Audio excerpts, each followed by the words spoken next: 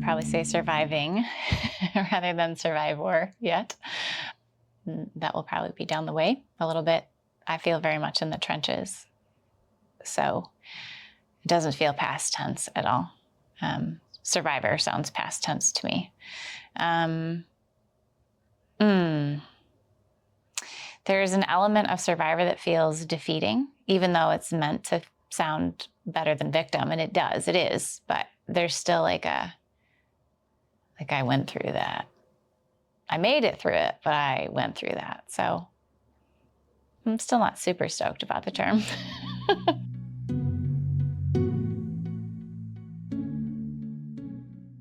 Yeah, the grief process, I think, feels so ongoing for the last couple of years and heavy. And I remember saying to my therapist, will this end? Like, will this heavy sadness just ever go away for all of the various losses? It's so real. And it feels so alone because of that. And you wouldn't wish anyone to experience it so that they know how you feel, but then you just have to bear it alone. When I let people in to know who I surrounded myself with were very validating people. My partner and I didn't have a lot of connections in common initially. You know, I know some people have like their tons of families and friends and all that stuff, and they might just be more dismissive. But my friends and relatives were supportive. But still, the idea of people not getting it is real, and it's very isolating. And that makes you not want to talk, even if they were supportive, but you wouldn't understand, so why waste my breath trying to describe this? Like, it's hard enough to live it, let alone to recount it. It's like a prism, you know, and there's so many different facets of it. And that's just so weighty. And even reading material on grief, I actually read a really good book recently on it called Resilient Grieving. But it was the first book that I resonated with because everybody says, here are the 5 stages of grief that you have to go through, and you cycle through over and over and over and over again. And it's like, oh, a never-ending merry-go-round that I never want to get on ever, you know? So this other book was super helpful in just like some practical ways to grieve. And it's hard to hold the space to actually carry the weight of grieving and accept that, and the time to do that. You know, I know my therapist and I have talked about that too, that like sometimes when you just need to fall apart, you can't actually, you have to hold it together for your kids or for your job or whatever. And so it's like, okay, push pause button on that. And then like, when you get home tonight, then you just fall apart and let that go. I think if we grow properly, then we learn to hold space for grief in a very different way. Overwhelming feelings and negative feelings. Like initially, I'm not gonna speak for everybody, but I would be like, you don't want those things. You kind of push them away. And then you grow to a stage of like, okay, maybe they're there. And then, okay, they're here. And I think ultimately you want to move to a stage where they're welcome, which is like awful, but they don't go away, you know? So I think that grief slows the process down for that transformation to take place and for us to really look at ourselves and see, sure, there's what's been done to us, but the greater grieving is probably what we've allowed to be done to us. That's what we can control.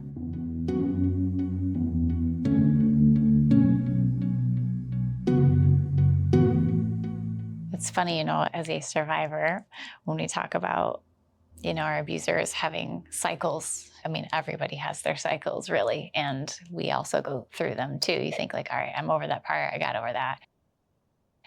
But then a holiday will come up, or a birthday will come up, or a comment will be made, or, you know, like in my case, he's still in my life.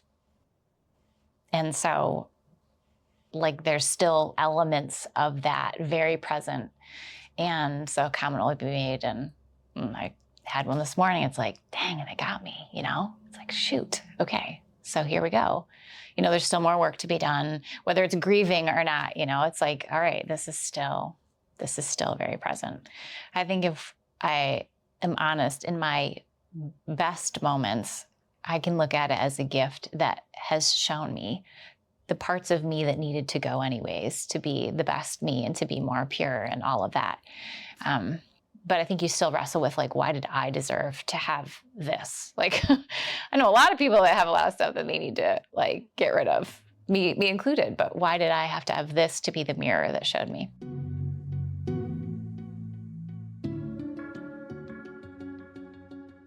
I do know that there was a really big shift, because when I finally got to the point of feeling, I wouldn't say comfortable, but like okay and not so heavy with shame to say, like, I was in an abusive relationship, I used to say, but it wasn't physical abuse. As in, apparently I was justifying, like, it wasn't as bad, but you're right. So it's like, it's emotional and it's verbal. And so that's shifted.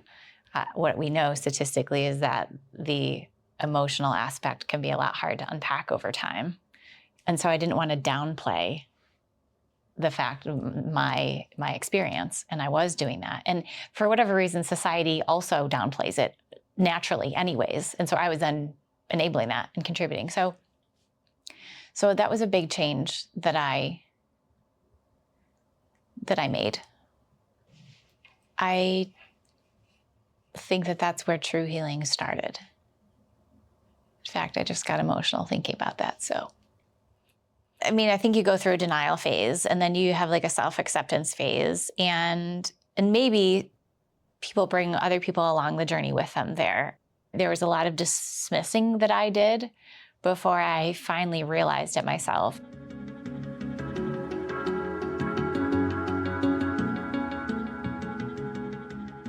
I've had two friends who probably could recount more of my life than I can at this point, that were just steady. And one of them is in another country and the other one is across the continent. And I think that just speaks to the power of like friendship and communication, that it's not about who's your neighbor or who do you have, physical time with. And they were just always there. And so the interesting piece is I could hide anything from them. I could hide anything. I didn't have to tell them what was going on. But when I was honest with myself, to honor the friendship, I also wanted to share what was going on. And so it was like a slow leak, just to kind of test the waters. And they were as great as any friends could ever be, like loving, supportive, wanting me to be happy, and also calling it like it was. Like, I don't think they could have had a more perfect blend. And I really appreciate that, because I think that there are some friends in all of our lives that would just be like, one way or the other, totally hate on the person or, totally dismiss or whatever, but they were everything. And they were safe. So that is, I think, a big piece when you start to share with someone. Like, you have to pick someone who's safe. Otherwise, you're going to close up and you're not going to share with anyone. Like that disenfranchised grief aspect. If people dismiss your experience, then you'll stop sharing. But it was at that point that then when those people could start to mirror back these experiences to me, like what I heard you say was, it sounds to me like, and they were recounting that, I was like, oh my goodness. We're living our own lives and we're not catching up on the patterns, but then they could reflect the patterns back to me. Yeah, so I think that you'd have a hard time getting out of any relationship or situation by yourself, completely by yourself. And I would say I'm a fairly like fierce, independent person, but once you're in that kind of situation, you don't easily get out by yourself.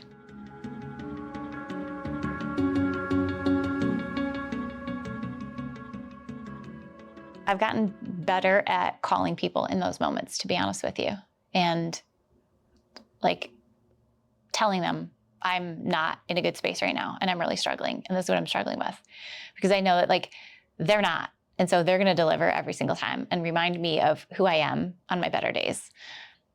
I am a woman of faith. And so when I'm with my game and I can talk to myself during self-doubt, I just really anchor back into this idea, like, I don't think anything happens without God's plan.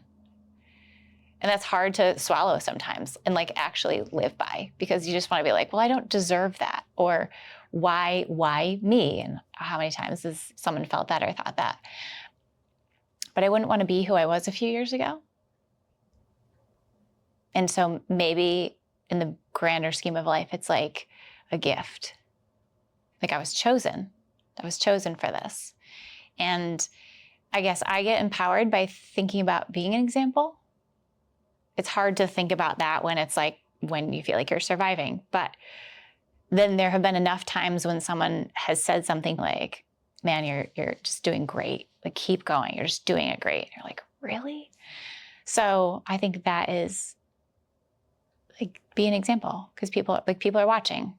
My kids are watching, other women going through relationships that maybe they shouldn't be in. I have a friend right now. So it's like, just like, you do the right thing, and then she'll see that. Like, it doesn't always feel good.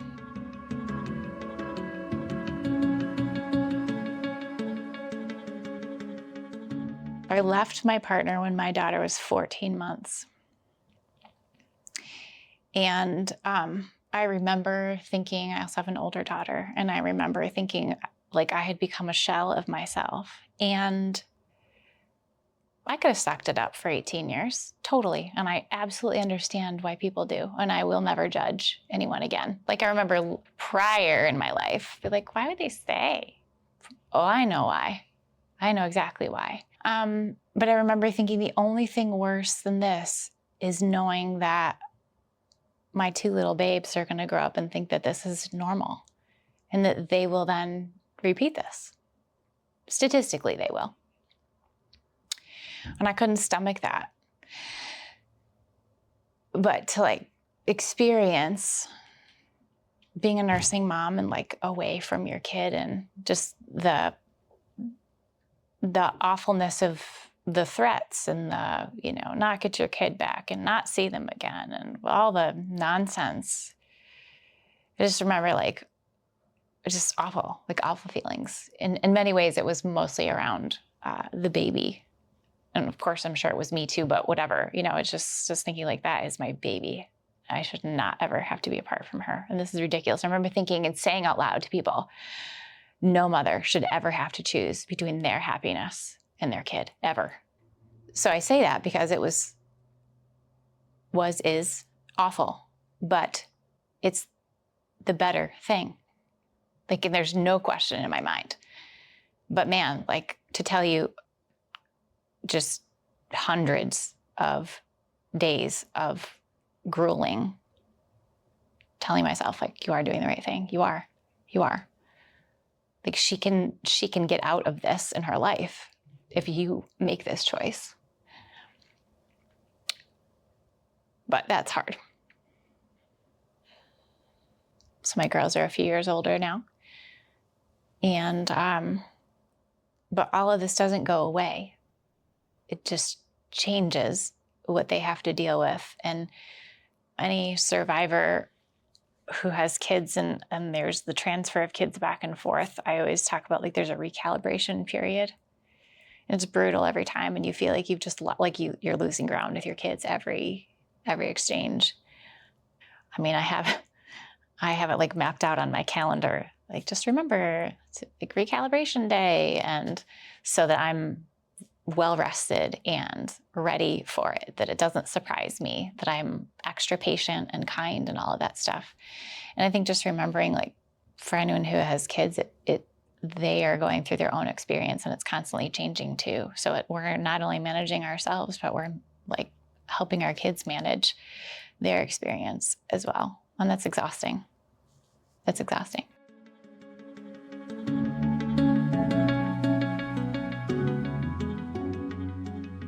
There's so much tending to yourself that happens, but there's a lot of shrapnel in these relationships that hits so many other peripheral people, whether it's your kids or, there's a lot of different varieties of abuse. And so I think holding space for everybody to get tended to is really important. And it's hard when yours might seem the most acute to be tended to, but everybody's got to heal. And having grace and patience for that, I think, is really important.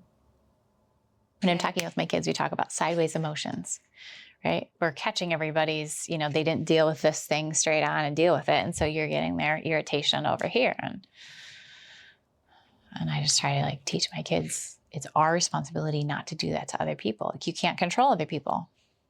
That sucks. But actually, that's been an interesting journey too. The thing that you get away from with an abuser is that they're trying to be controlling. And interestingly, when we want justice, we want control over them in an outcome. And God help us to be not like them though, I think that's one thing that I've been really, really sad about and hard to hold space for. But when you have compassion for your abuser, you don't justify what they're doing, but you feel so sad that this is who they are. And it took me a long time to come to, and they're not going to change. It took me a really long time to get to that point. And maybe it does for everybody. And I think what a beautiful trait that we just hold out hope for people. They didn't get what they needed somewhere along the way, and they didn't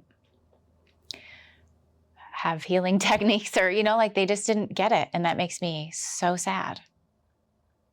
And they're not allowed to treat people the way that they do.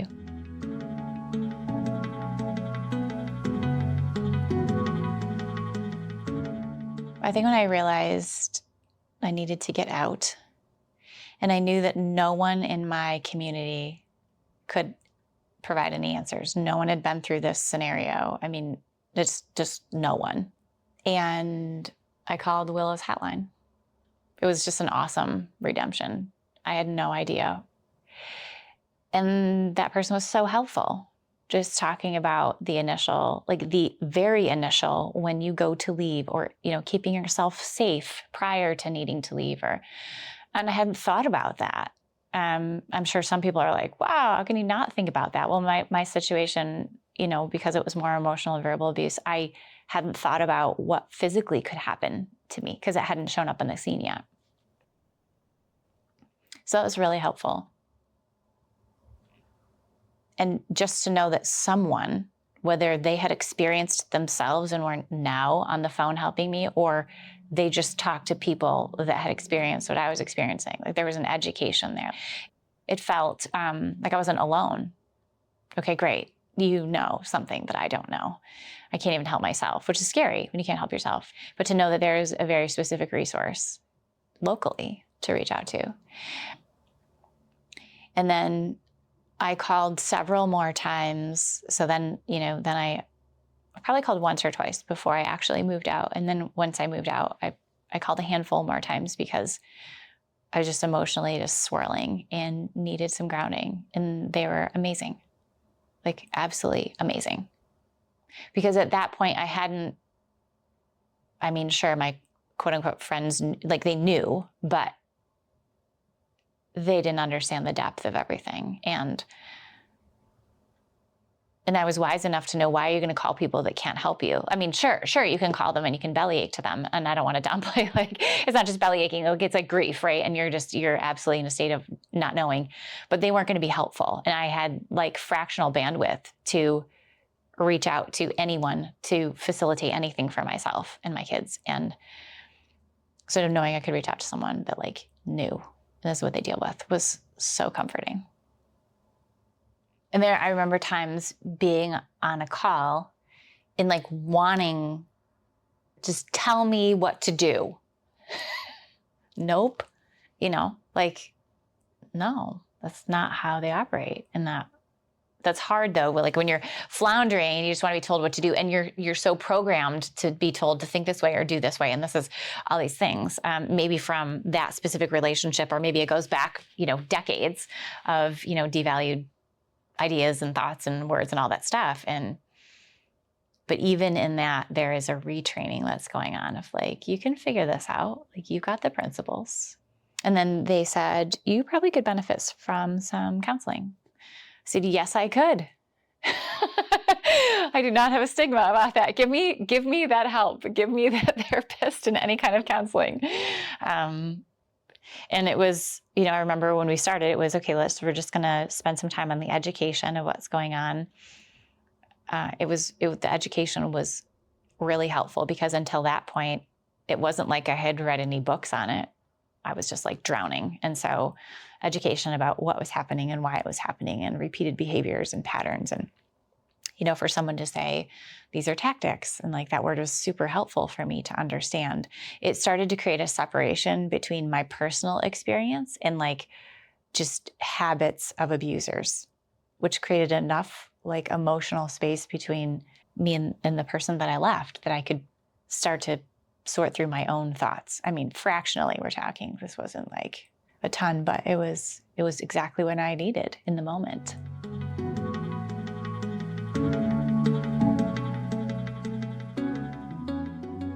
When it's time to go, you just need to get the heck out of Dodge. And I think like as a woman, you're thinking about the logistics and where am I going to go and how am I going to pay for things? And I mean, first of all, I think everybody's circumstances are different, but there are resources available. I think it's really important to tap into those. I remember when I was thinking, I think I'm going to have to leave, that I just like reached out to people. Like, do you have a place for me to come if I need to just call and say, I'm going to be there in 15 minutes? And I was blessed to have someone. I think more people could have someone within their network of, family, friends, church, work. I mean, someone is there, and you don't have to have the long-term plan ironed out, but yeah, just taking it one step at a time is really important. And getting some backup plans is really important, because you're going to need plan B all the time.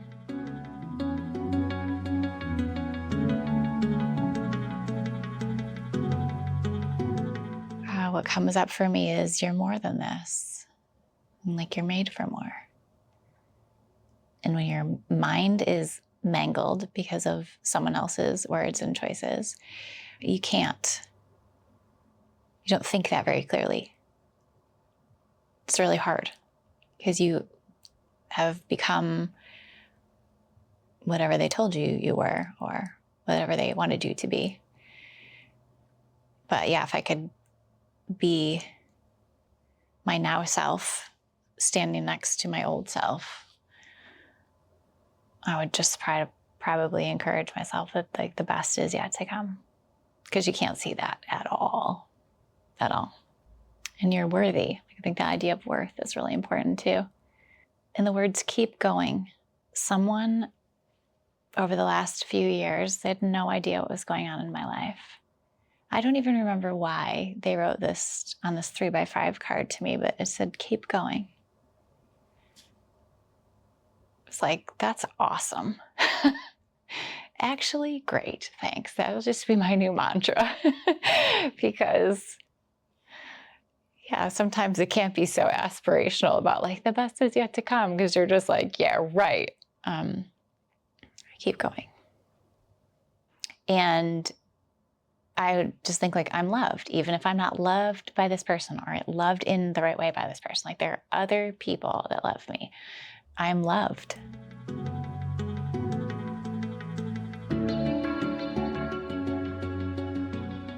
My affirmations have changed over time. And so I think that I could bust out my phone here and show you my whole list of affirmations. But I think the word, I want, I choose to, whatever the verb is there, is so critical. And it has to be, it's not I am, because it's like, no, I'm not that right now. Like, let's be real. I'm not that right now. But I believe I can be, or, it's my desire to be. And I think that puts you in a real place of power when that verb is accurate in an affirmation statement.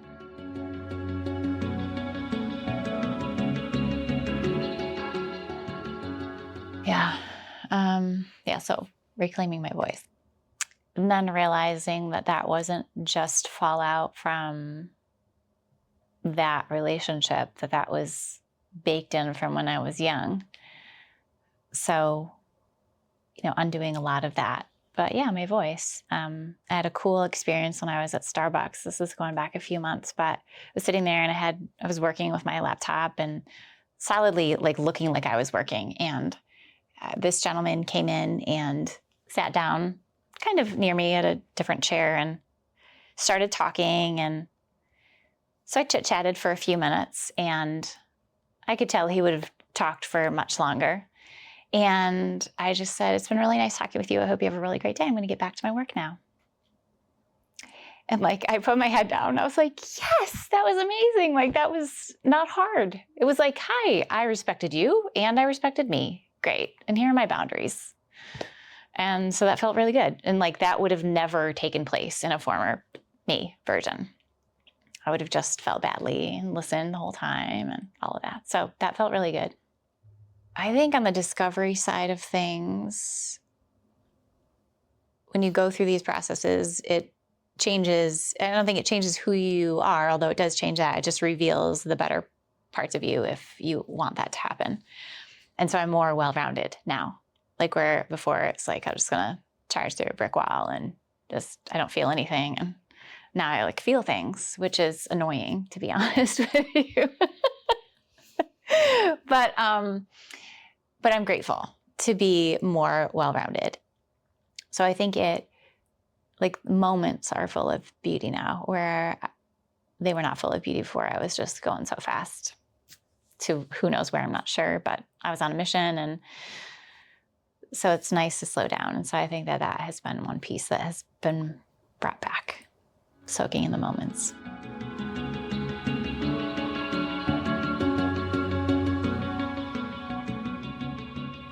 I speak as someone who is a recovering perfectionist.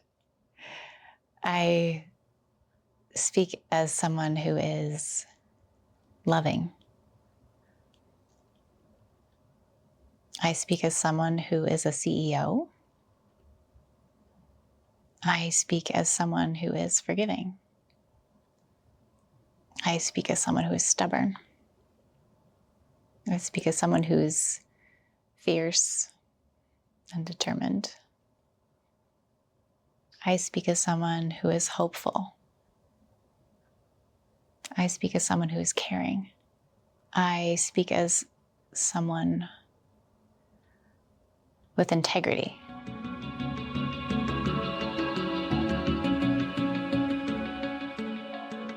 Something I would tell someone who is healing from abuse is that you didn't deserve that. And you didn't bring it on yourself. And it's not your fault. And you can heal. And you'll never be who you were before. And you wouldn't want to be.